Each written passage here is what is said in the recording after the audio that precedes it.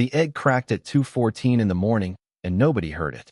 It cracked again at 2:17, a sound like a knuckle popping in a very quiet room. And again at 2:21. Small sounds. The kind of sounds that get swallowed by the low hum of a freighter's engine and the soft rush of recycled air moving through metal corridors. Owen Darcy heard none of it. He was in the cargo hold with his boots up on a crate, reading a very boring manual about coolant pressure systems, not because he needed to, but because it was the kind of reading that kept his eyes open without making his brain work too hard. Night watch on the Marin's Reach was usually like this. Quiet. Cold. His own. He liked it that way. Owen was not the kind of man who filled silence with noise. He was 31 years old, average height, and had the sort of face that people forgot 5 minutes after meeting him. He had worked cargo runs for 9 years. He knew every sound his ship made.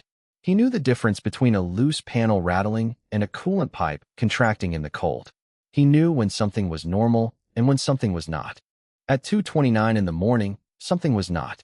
It was a sound he had never heard before. Low, resonant, like someone had tapped the inside of a very large bell with a very small hammer. It came from the far end of the hold, where the diplomatic crate was sitting on its own, bolted to the floor with 6 separate restraints, surrounded by yellow warning tape that said, "Do not approach. Dracovari's sovereign property." Owen looked at the crate. The crate did not look different. It was the same dark metal box it had been for the past 11 days, sealed tight, roughly the size of a ground car, with Dracovari writing stamped all over it in red that his translation unit couldn't fully read. The shipping manifest had called it a cultural artifact. Fragile, temperature sensitive. Do not jostle. He had not jostled it. He got up slowly, set down his manual, and walked toward it. The sound came again. Then a crack appeared down the left side of the crate, thin as a hair, glowing faintly orange from whatever was inside. Owen stopped walking. He stood there and watched a second crack form, then a third. The crate was not breaking apart from the outside. Something inside it was pushing out. He should have called the captain. He knew that. He should have stepped back, hit the emergency channel, and woken Rowan-Fell from her 4 hours of sleep. That was the correct procedure. Instead, he stepped closer, because whatever was inside that crate was making a sound he had never heard in 9 years of cargo work, and Owen Darcy, whatever his faults, was a man who needed to understand things. The front panel of the crate gave way first. It did not explode. It fell, slowly, like a tired wall, and hit the floor with a dull clang. Inside was the ruin of something large and round and pale. An egg, or what had been an egg. The shell was opalescent, pinkish white, and lay in pieces across the crate floor like a broken bowl. The inside of the crate was warm. Owen could feel it from 2 meters away, a heat that reminded him of standing beside a fireplace in his aunt's house when he was 7 years old. Then something moved in the ruins. It was small. That was the first thing he noticed. It was very, very small, the length of his forearm, no wider than his 2 fists side by side. It was the color of deep space between stars, a black so complete it seemed to absorb the cargo hold's dim light. It had 4 limbs, folded close, and 2 wings pressed flat against its back like wet paper. Its head was rounded, disproportionately large the way all newborn things have disproportionately large heads, and its eyes were sealed shut behind a thin membrane that caught the light and shimmered. It lifted its head and made a sound. Owen did not move. The sound was not a roar. It was not a hiss or a screech. It was a very small, very thin, very tired sound, the kind of sound made by a creature that has just done an enormous amount of work and found itself in a large cold space with no idea where it is. Owen had heard that sound before, from his sister's children when they were new. He had heard it from a lamb he had once helped pull from mud on his uncle's farm. He recognized it for what it was. The hatchling turned its head in his direction. Its eyes were still sealed. It could not see him, but it turned toward him, toward his warmth, toward the 37 degrees of heat that his body was quietly putting out into the cold hold, and it moved.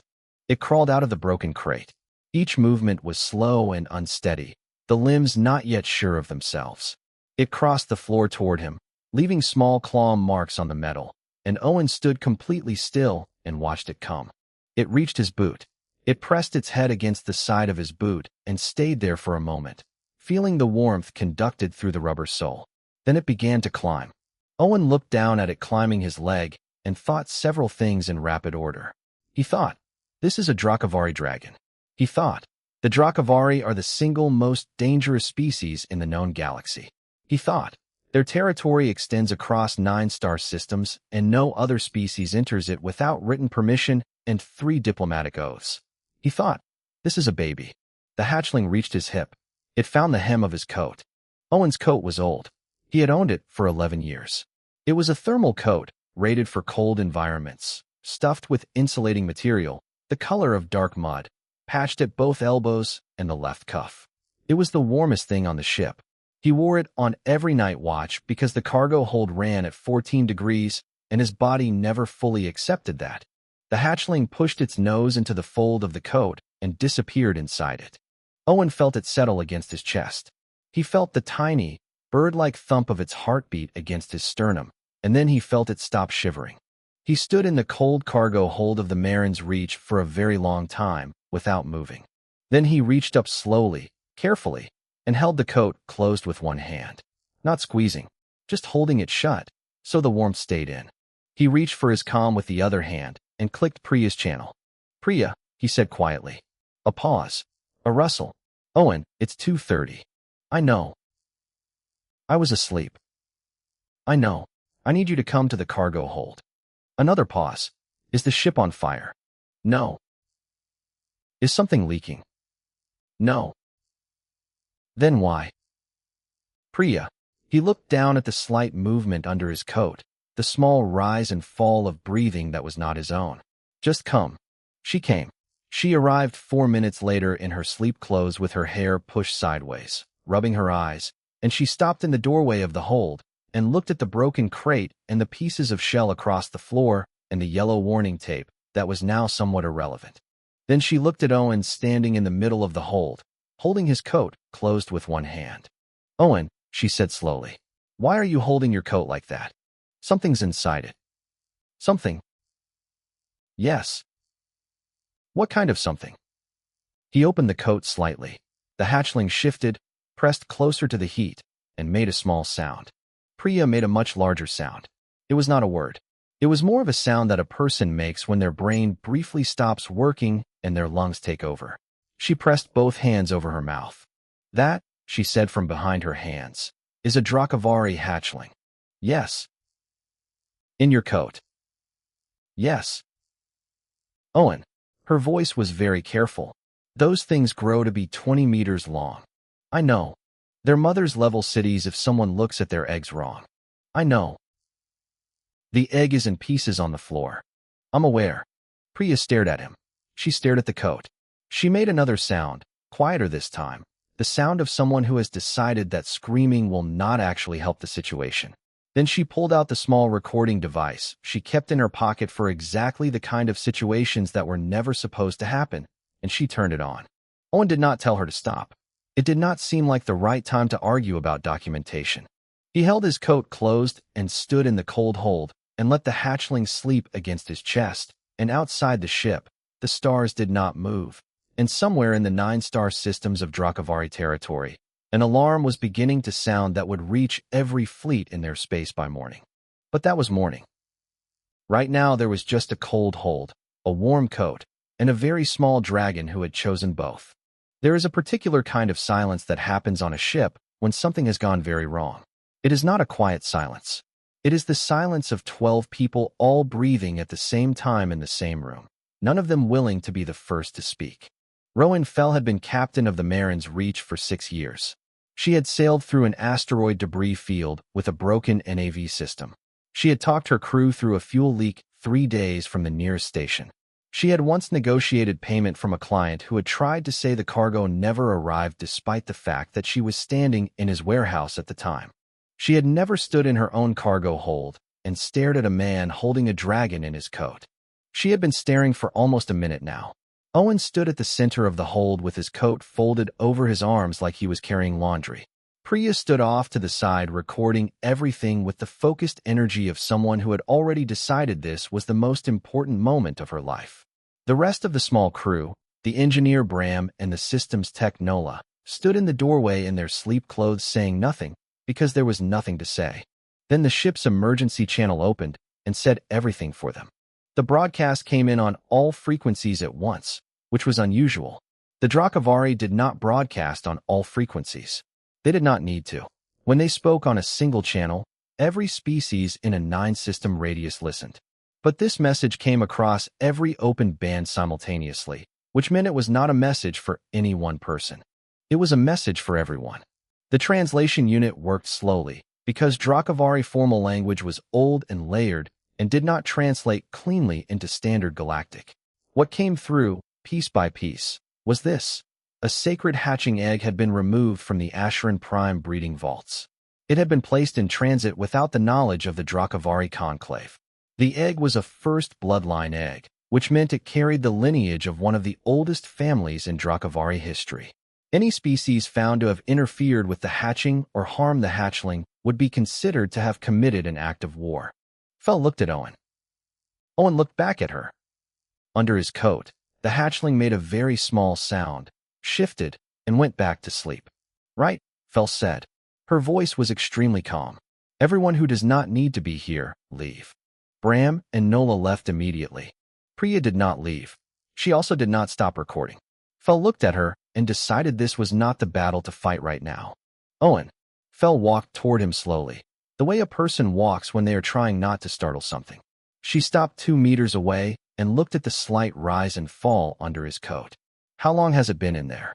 About 40 minutes. Has it moved? A few times. Mostly it's been sleeping.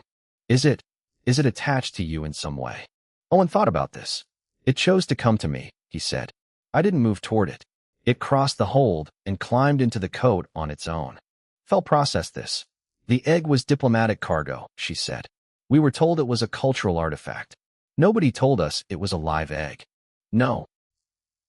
Which means we have been set up. She said this without heat, the way a person states a mathematical fact. Someone put a live Drakavari egg on our ship without telling us what it was, and it has now hatched, and the hatchling is in your coat, and the entire Drakavari fleet is currently receiving a broadcast that says any interference means war. That's an accurate summary, Owen said.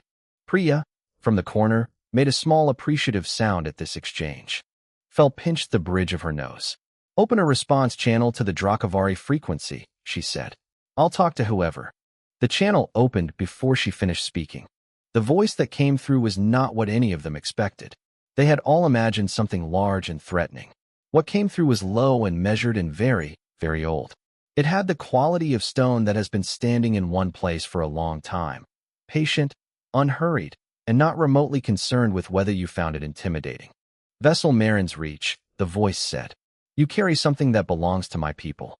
I would like to speak to the one who has it. Fel straightened. This is Captain Rowan Fel. I'm the commanding officer of this. The one who has it, the voice said again, gently. Fel looked at Owen. Owen looked at the comm unit. He walked over to it, still holding his coat closed with one hand, and stood in front of it. I'm Owen Darcy, he said. I work cargo on this ship. A pause. Owen Darcy, you have a hatchling. Yes. Where is she now? In my coat. Against my chest. She's sleeping. Another pause, longer this time. She is warm. Owen considered the question seriously. The hold runs cold at night, he said. The coat is well insulated. I think she's warm, yes. The voice was quiet for a moment. How did this happen? The crate cracked from the inside, Owen said. I went to look. She came to me. I didn't think it was a good idea to put her back in a broken crate. No, the voice said. It would not have been. A pause. You were not afraid of her. It was not a question, but Owen answered it anyway. She was the size of my forearm, and she was shivering, he said. It didn't seem like the right time to be afraid. On the other side of the cargo hold, Priya pressed the back of her hand to her mouth. Her eyes were bright. Fel stood very still.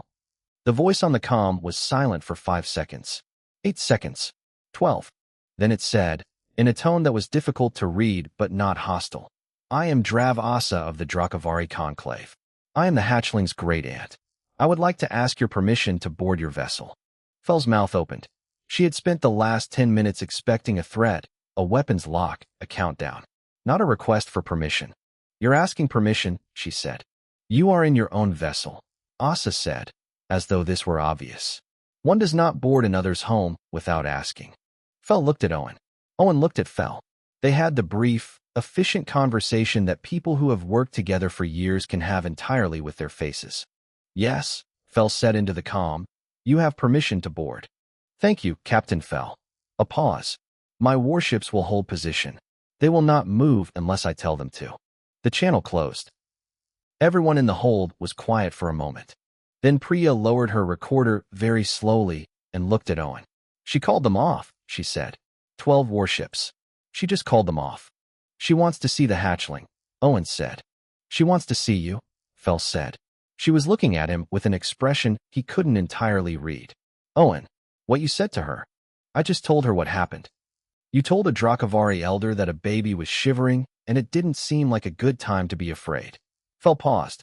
In all of recorded galactic history, no individual from any species has ever said something like that to a Drakavari and had them respond by calling off their fleet. Owen thought about this. I was just being honest, he said. I know, Fel said. That's the part one can't decide if I should be grateful for or terrified of. Under his coat, the hatchling stirred. She made a small sound, thin and high and brief, and then settled again, pressing closer to his sternum. Owen held the coat a little tighter around her. Outside the ship, across the dark, 12 Drakavari warships held their position and waited. And Priya turned her recorder back on and noted, in a very steady voice, that she was documenting what she believed to be the single most significant moment in the history of human contact with any other species. She noted it quietly. But she noted it. Asa was not what any of them expected. They had expected large. Large they got. Asa came through the airlock folded almost in half, pulling her wings in tight to her body, tucking her tail carefully so it didn't catch on the frame. When she stood up straight in the corridor, her head was 30 centimeters from the ceiling. She was the darkest green Owen had ever seen, almost brown, the color of deep forest at the end of autumn. Every scale had the look of something that had been worn smooth by enormous amounts of time. There were scars on her left flank that were not new. They were old and pale and had healed so long ago, they were simply part of her now. Behind her came 2 others. They did not speak. They were younger, still very large, and they each carried a flat stone tablet and a writing instrument and said nothing at all. They were the observers. Owen had been told this on the comm before Asa boarded. She would have 2 observers. They would record everything. Their record would be submitted to the Drakavari Conclave and the Galactic Council both. The Galactic Council was, at this moment, watching through a relay that Priya had grudgingly agreed to open after Fel told her to. Voice of Lawket had appeared on the relay screen 20 minutes ago, a lean reptilian official with very still eyes, and had announced that the Council was observing under Galactic Accord Article 7, which covered incidents of interspecies biological imprinting. He had said this in the tone of someone reading words they had written for a situation they were not sure they had adequately anticipated. The cargo hold had been cleared. 2 crates had been pushed together and covered with a piece of clean cargo sheeting to serve as a table. Owen sat on a 3rd crate, which was the closest thing to a chair available. Fel stood behind him and to the left. Priya stood to the right, recorder running. The relay screen with Ket's face was propped on a 4th crate in the corner. Asa settled herself across from Owen with the slow, deliberate movement of something that had been sitting down in rooms for a very long time and had no need to rush. Her observers took positions behind her and opened their tablets. The hatchling, who was now 9 hours old and had not left Owen's coat except to be briefly checked over, was currently visible only as a slight lump against his chest. Asa looked at that lump for a moment. Then she looked at Owen. I will explain what this is, she said. Her standard Galactic was careful and precise, the kind of careful that comes not from uncertainty, but from choosing every word deliberately. A nest keeper hearing is required under our law when a hatchling imprints on a non-Drakavari. It has never been required before, but the law exists. It was written 4,000 years ago by an elder who believed in preparing for the impossible. What does the hearing decide? Owen asked. Whether the imprinting is genuine. She studied him. Imprinting can be caused by the presence of specific chemicals, certain frequencies of sound, certain types of warmth. A hatchling could imprint on a machine if the conditions were right. If that happened, we would simply remove the hatchling. She paused. But a genuine imprinting is different. A genuine imprinting means the hatchling has chosen. It means she has found something in you that she recognizes as safe, as home. She paused again. We cannot separate a genuinely imprinted hatchling from her chosen nest keeper. To do so causes damage to the hatchling that does not heal. Owen was quiet for a moment. What kind of damage? Asa looked at him steadily. The kind that ends them, she said. The cargo hold was very silent. Even Ket, on his relay screen, did not move. Then let's do the hearing, Owen said. Asa asked her questions methodically. She asked Owen about his body temperature. He told her it averaged 37 degrees Celsius, and one of the observers wrote this down with what seemed like great attention. She asked about his heartbeat at rest. He said roughly 60 beats per minute. She asked if he had been near the crate before that night. He said no. She asked if he had made any sound near the hatchling. He said no. He had stood still and waited. She asked about the coat. He described it, the insulation, the age, the weight of it. She asked him to show her the inside of it. He opened it carefully, and the hatchling, disturbed by the cold air, made a thin, unhappy sound and burrowed closer. Owen closed it again. Asa watched this. She went toward warmth, she said, to her observers. One of them noted it. Now, Asa said, turning back to Owen, I need you to take the coat off. Owen looked at her. She won't like that. I know, but I need to see what she does. Owen thought about it for a moment. Then he unzipped the coat slowly, keeping one hand beneath the hatchling as she came into the open air. She was awake now, eyes still sealed, turning her head rapidly in small, searching movements. She felt the cold. She felt that she was no longer surrounded by warmth, and she did not like it. She made a sound. Asa was right there. Asa was warm too. Drakavari ran warmer than humans, and she was right across the table, large and warm in Drakavari, the same species as the hatchling, the right shape and the right smell. The hatchling did not go to her. She turned.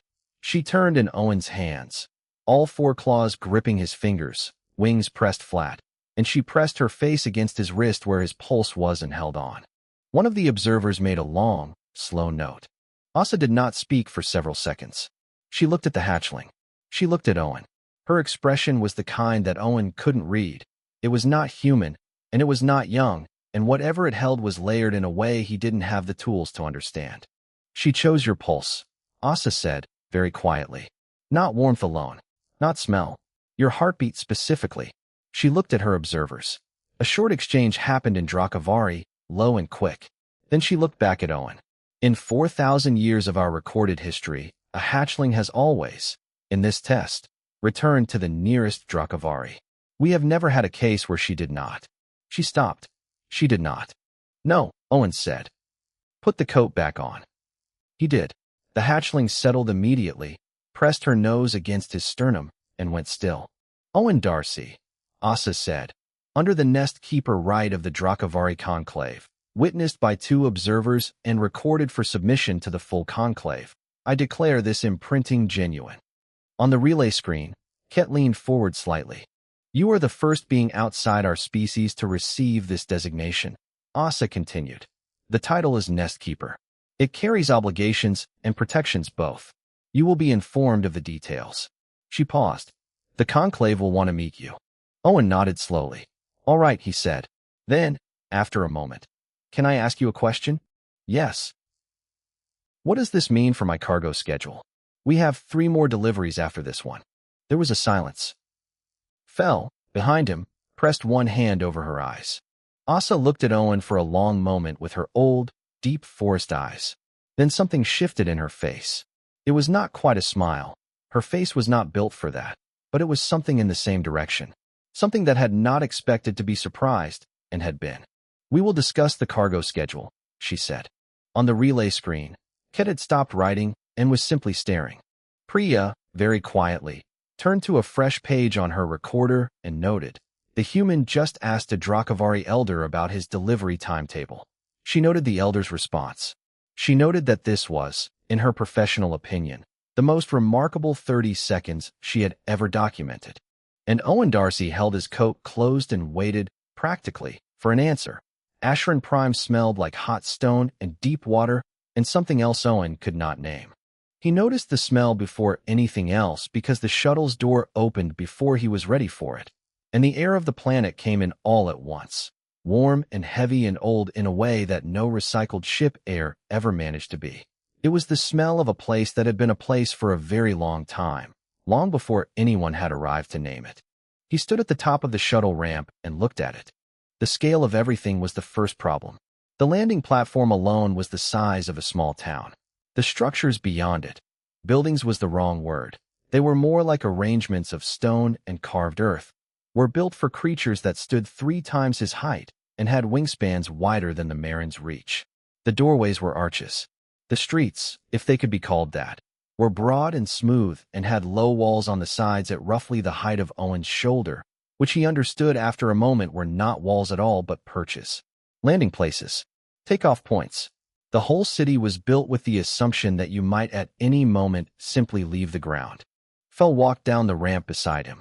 She had combed her hair and found a clean jacket and looked exactly like someone who was trying very hard to appear as though they boarded dragon planets every other week. Priya came down behind them, recorder already running, head moving in every direction at once like a bird that has found an extraordinarily large piece of bread and cannot decide where to start.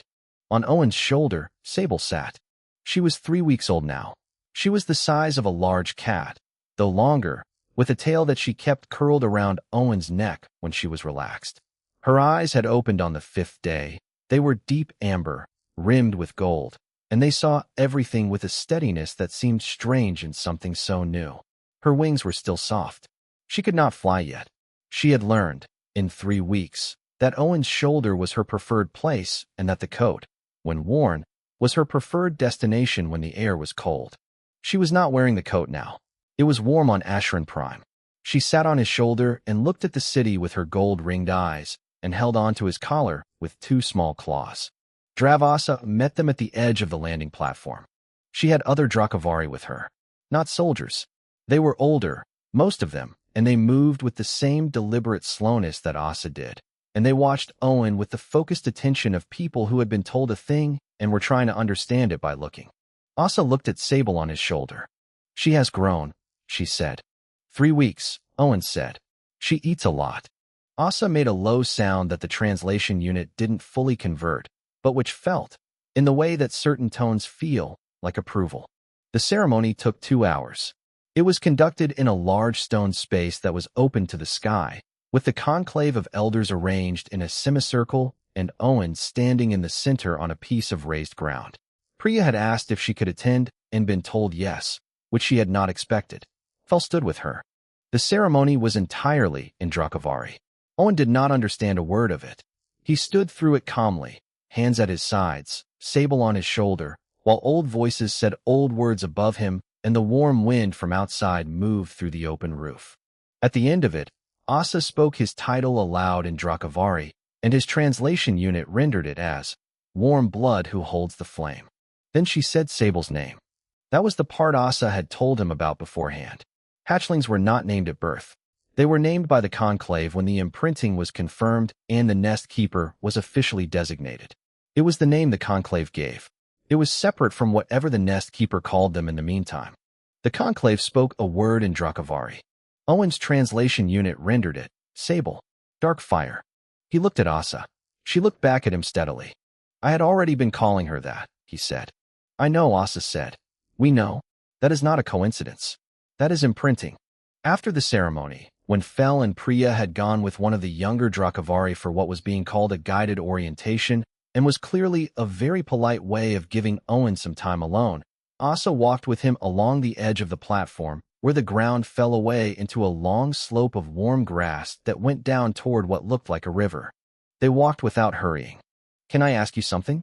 Owen said. You can always ask, Asa said. The old records. What do they say about imprinting? The actual reason it happens. Asa was quiet for a few steps. The wind moved through the grass below them. Our oldest texts say that a hatchling imprints on safety, she said. Not on size, not on strength, not on the right species or the right smell. On the thing she feels, in her first moments. That means, I will not be harmed here. She paused. It is a sense that operates before the eyes open, before any learned knowledge. It is entirely instinct. Owen thought about this. Then what did she sense in me? Asa stopped walking. She looked out at the slope and the river and the wide warm sky of Asheron Prime, and she was quiet for long enough that Owen thought she might not answer. "You were not afraid of her," she said at last. "Not even slightly. Your heartbeat did not change when she came toward you. Your breathing did not change. You stood still and let her choose, and when she chose, you held the coat closed so the warmth would stay." Owen said nothing. "Every other species in this galaxy," Asa said, "has a biological fear response to Drakavari. Even species that have never encountered us have it. It is deep, instinctive, the kind of fear that does not wait for the brain. Your species does not have it." Owen looked at her. "We don't." "No." She turned to look at him. "We have studied this since your species entered galactic space. We tested it through controlled observation. Humans do not produce the standard fear cascade response when confronted with our presence. Some of you feel something. Caution, perhaps, the ordinary wariness of meeting something large and unknown, but not the deep instinctive terror that other species feel." She paused. "We did not know what to make of it. We thought perhaps your fear response was simply misdirected. Perhaps humans were afraid of different things." "We are afraid of different things," Owen said. "We're afraid of our children being hurt, of people we care about suffering, of not being able to do anything when something goes wrong." Asa looked at him for a long moment. "Yes," she said quietly. "We have noticed that too." She turned back to the view. Sable sensed none of the fear she would have sensed in any other creature. She sensed only warmth and steadiness, and something that her instincts told her was safe. She paused. She was right. On Owen's shoulder, Sable shifted, tucking her head under his chin briefly before lifting it again to look at the sky. They walked back toward the city as the sun of Asheron Prime moved lower, and the warm air carried the smell of hot stone and deep water. And Asa told Owen about the obligations of a nest keeper in measured, practical terms, and Owen listened. And somewhere in the city, Priya was filling her third recording chip of the day, and Fel was having what she would later describe as the most extraordinary meal of her life. And above them all, the Drakavari moved through the wide sky of their home, ancient and enormous and sure. And Owen Darcy, cargo hauler, nest keeper, warm blood who holds the flame, walked beside one of the oldest beings he had ever met and understood, slowly, that the world was larger than it had been before. 3 months after the night in the cargo hold, Owen Darcy sat in the Galactic Council's main chamber on Pax 7 station, and a dragon was sleeping across his knees. This was not what the Galactic Council had planned for this session. What they had planned was a brief procedural hearing, 30 minutes, maybe 40, to close the file on the incident involving the Marin's Reach, formally record the Nest Keeper designation under Galactic law, and get on with the 400 other matters waiting on the agenda. Voice of Law Ket had scheduled it between a trade dispute and a border measurement correction. Small, routine, contained. The chamber was not small. It was built for large sessions, with seats arranged in a rising semicircle and enough room for representatives of 40 species to sit simultaneously. Today there were 32 representatives present, which was considerably more than a trade dispute usually attracted. They had all shown up because Sable was here, and Sable was not small, and no one in the chamber had ever been in the same room as a 3-month-old Drakavari hatchling before. Sable was now the size of a large dog. She had grown fast. Asa had told Owen to expect this. Hatchlings doubled in size multiple times in the first year. She was heavier than she looked, her scales denser than they appeared, and she had taken to draping herself across Owen's lap when she decided she was done being interesting and ready to rest. She was doing that now. Her tail hung off the side of the chair. Her wings were folded. Her amber eyes were closed. The 32 representatives watched her breathe. Ket cleared his throat and began the procedural section. He was efficient. He read the incident report. He read the Nest Keeper declaration submitted by the Drakavari Conclave. He read the observer record, which had been reviewed and verified. He noted that the individuals responsible for placing a live egg on a cargo freighter without disclosure had been located, and that matter was being handled separately. Owen signed the documents. Ket slid toward him. Sable did not wake up. A ripple went around the chamber, which Owen interpreted as 32 representatives not being quite sure how to process the fact that a Drakavari hatchling was asleep on a human's lap during official proceedings. Then Ket said, "That concludes the procedural section. The session is now open for. I have a question, said a voice from the upper tier. Kit looked up. It was the representative from Vel something, a tall species with very long fingers and large gray eyes. This is an open session, Kit said carefully. Questions are permitted. Owen Darcy. The representative leaned forward. How warm are humans normally? Owen looked up at her. Body temperature, on average, is 37 degrees Celsius. She wrote this down. And this is constant. Roughly. It varies a little. Another voice, from the left tier this time. Smaller species, for armed, speaking through a translation collar. Why did you not move away from the hatchling when she approached? Because she was small and shivering, Owen said. Moving away seemed unkind. A murmur moved around the chamber. Owen couldn't tell what kind of murmur it was. They asked him about human cargo routes through unpatrolled space. Why did humans take those routes, knowing the risks? Owen said that the routes were faster and the fees were better, and someone had to do the run. They asked him about human medical ships. Why did human medical corps treat species without prior payment agreements, rendering care in emergencies regardless of whether a contract existed? Owen said that letting someone die because the paperwork wasn't finished seemed like the wrong way to handle a medical emergency. They asked him about the incident 6 years ago when the Marin's Reach had answered a distress call from a Vorath freighter in a debris field. The Vorath were a species humanity had no formal contact with at the time, and spent 11 hours helping them repair a hull breach before leaving without requesting payment or recording the event. Owen frowned slightly. I don't think we reported it because there wasn't much to report, he said. Their ship was breaking apart. We helped fix it. That seemed like the whole story. The chamber was quiet. From across the room, Ket was watching Owen with an expression that was very still and very focused. The senior counselor, the eldest member of the chamber, a being Owen had been told was over 300 years old, with the slow movements and deep voice that came with that, leaned forward from the central position and spoke for the first time. The words came through the translation unit with a slight delay, as though the unit was being careful. We have been studying your species for 11 years, the senior counselor said. Since your first vessel entered galactic space. We have observed your behavior, collected your records, reviewed your history. A pause. We have not understood you. The chamber was very quiet. Even the air recyclers seemed to pause. Owen looked at the senior counselor. What part of it, he asked. All of it, the senior counselor said, with what sounded like genuine honesty. You help species you have no agreement with. You go into places other species avoid. You carry cargo through routes no one else will take. You bring food to settlements in disputed zones. You stay when others leave. Another pause. And you hold dragon hatchlings in your coat. Owen looked down at Sable, still asleep across his knees. She was cold, he said. It was just the practical thing to do. The senior counselor looked at him for a long moment. We have been trying for 11 years to find the calculation you are making, he said. The framework. The exchange you expect to receive. We cannot find it. Owen thought about this. There isn't one, he said. Not always. Some things are just the right thing to do, and that's the end of it. The right thing. The senior counselor repeated slowly, as though testing the weight of each word. Yes. Another long silence. 32 representatives sat in a large chamber on a space station in the middle of a region of space that humans had only entered 11 years ago, and none of them spoke. Sable opened one amber eye. She looked up at Owen briefly. He put one hand on her back. She closed the eye and went back to sleep. Ket, who had been silent for most of the session, who had spent 3 months trying to build legal frameworks for things that had no existing category, reached forward and began writing something on his own document that he did not read aloud to the chamber. Owen did not know then what it was.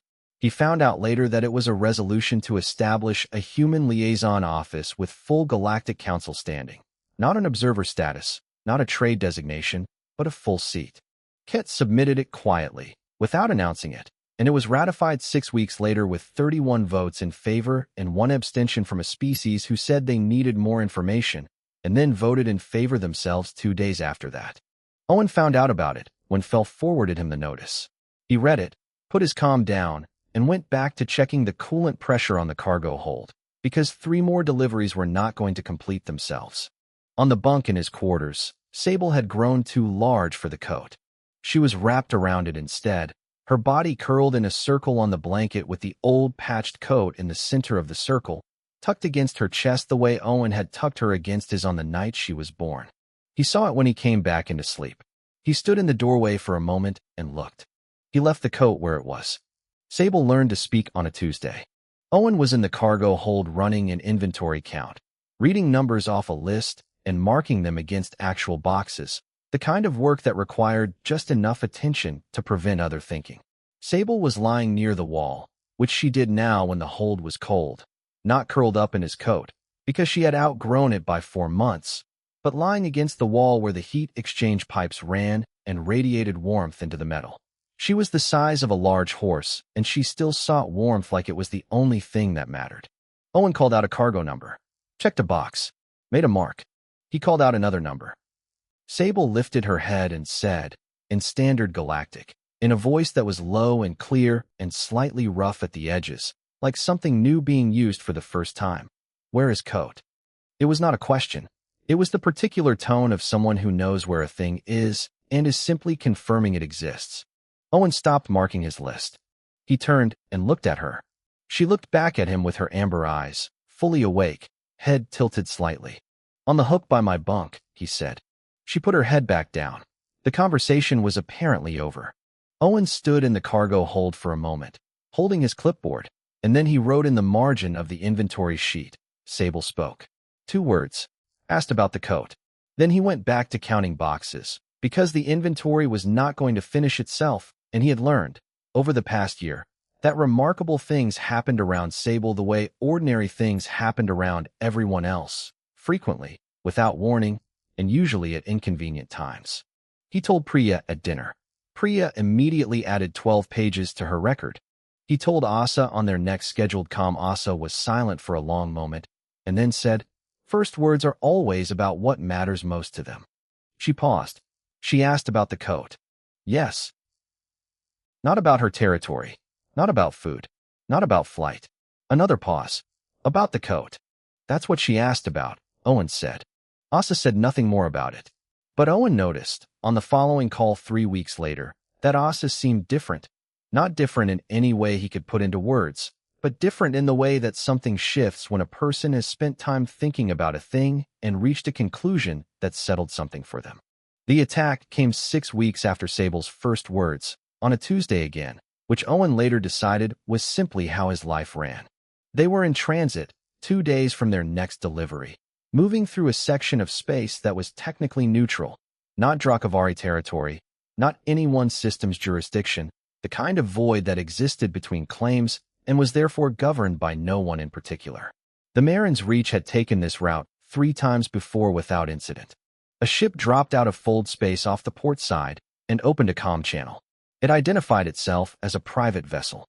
The voice on the channel spoke formally, in the way of someone who has rehearsed their words, and said that they were exercising a claim of rights over the Drakavari hatchling aboard the Marin's Reach, who was, they argued, technically unprotected in ungoverned space, and that the Conclave's authority did not extend into neutral zones, and that they would be taking custody of her for purposes of political negotiation. Fell looked at the comm unit for a long moment. "No," she said, and closed the channel. The hostile ship targeted them. Fell raised shields. The Marin's Reach was a freighter, not a warship. Her shields were solid, but her weapons were minimal, 2 forward-mounted systems designed for debris and not for a ship twice her size with active weapons. Owen was in the cargo hold when the alert sounded. He got to the upper deck in time to see on the view screen the hostile ship's weapons charging. He was also in time to see the lower cargo hatch open. He had not opened it. No one on the crew had opened it. Sable had opened it herself, from below, because she had heard the ship on the comm, and she had heard the weapons charge, and she had made a decision that did not require anyone's permission. She came out of the bottom of the Marin's Reach the way something comes out of a shell, fast, entirely committed, and with no interest in going back inside. She was 11 months old and the size of a small transport vehicle, and her wings, which had been growing steadily and quietly for months, spread to their full span in open space for the first time. They were wide. They were very wide. She turned them against the light of the distant star, and they caught it and held it, black scales going iridescent in the light. and she placed herself between the hostile ship and the Marin's reach, and she stayed there. The hostile ship's weapons stayed charged. Sable looked at the ship. She was not breathing fire. She was not attacking. She was simply present, enormous and still, and looking directly at them. And she opened her mouth and spoke, not in Drakavari but in standard Galactic, so that everyone within range could hear her, so that there would be no translation delay, so that the meaning would be immediate and exact. 2 words. My nest. The hostile ship's weapons powered down. There was a silence of about 15 seconds. Then the ship turned and entered fold space and was gone. Sable hung in the dark for a moment, wings spread, and then folded them and turned and came back through the hatch with the careful, deliberate movement of someone returning home after an errand. The lower hatch closed. Owen stood at the view screen and looked at the space where the ship had been. Priya, beside him, did not say anything for a full minute. Then she said, she called it her nest. Her voice was very quiet. Not her ship, not her human. Her nest. Fell, at the helm, was running her hands over the weapons system she had not needed to fire. She looked at the readings, and then looked at the view screen, and then said nothing at all. That night, Owen sat in his quarters with the coat across his knees. It was worn through at both elbows now. The insulation flattened in the place where Sable had rested her head when she was small.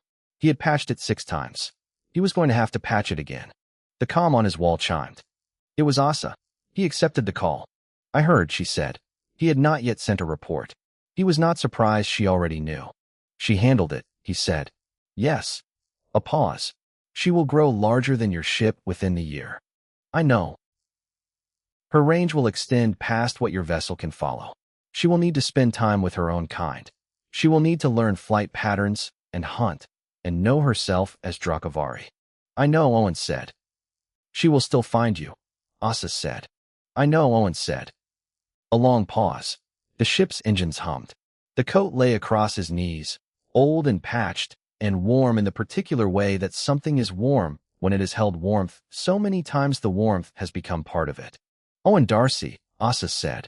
Her voice was different from how it had been in the cargo hold a year ago. Not softer exactly. More open, like a door that had always been there and had finally been used. I want you to know something. He waited. When we first received the news of the hatching, she said, when we learned a human had the egg, our first thought was anger. Our second was fear for the hatchling. Our third was strategy, how to retrieve her without incident. A pause. We did not consider, at any point in those first hours, that the human might simply be taking care of her. Owen looked at the coat. We have spent a year now watching your species, Asa said. Not studying, as we did before. Watching. There is a difference. Studying is looking for data. Watching is paying attention to something you are beginning to understand. She was quiet for a moment. Your species does not calculate kindness.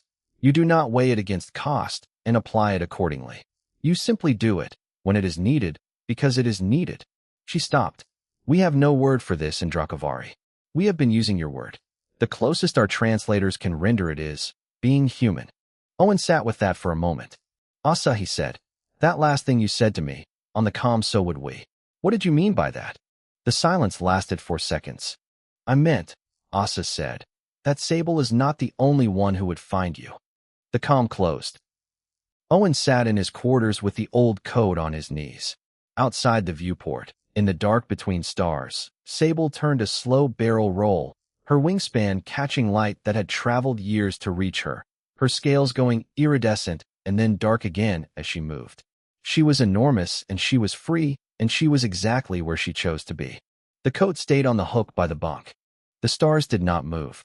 And the galaxy, slowly, in the way that very large things change, without announcement, without a moment that anyone could point to later and call the turning point, was becoming something different from what it had been before a cargo hauler in an old coat stood still in a cold hold and let something small and shivering make its choice.